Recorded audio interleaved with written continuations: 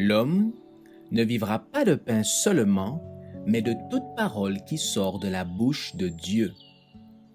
Voici votre moment de méditation quotidienne.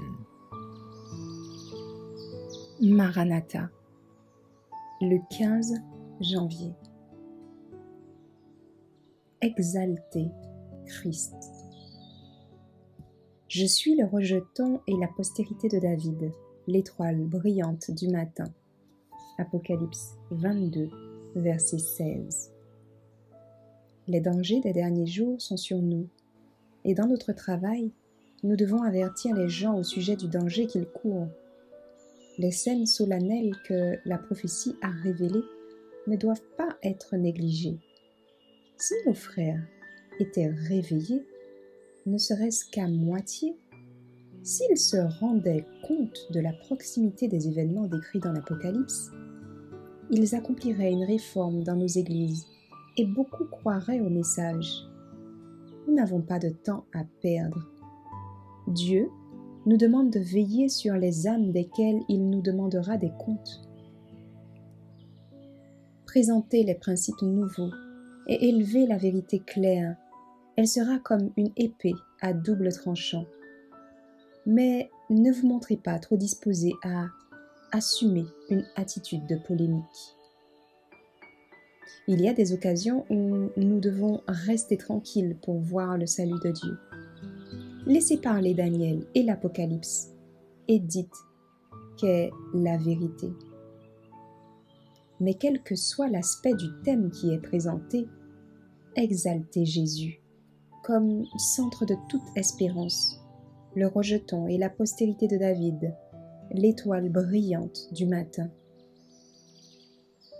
Nous n'approfondissons pas suffisamment la vérité. À tout croyant de la vérité présente, il sera exigé à un certain moment de donner raison de l'espérance qui est en lui. Les fils de Dieu doivent être appelés en présence des rois, des princes, des gouverneurs et des grands hommes de la terre. Et ceux-ci doivent savoir quelle est la vérité. Ils doivent être des hommes et des femmes convertis. Dieu peut vous enseigner en un moment par son Saint-Esprit, plus que ce que vous pourriez apprendre des grands hommes de la terre. L'univers est en train d'observer le conflit qui se développe sur la terre.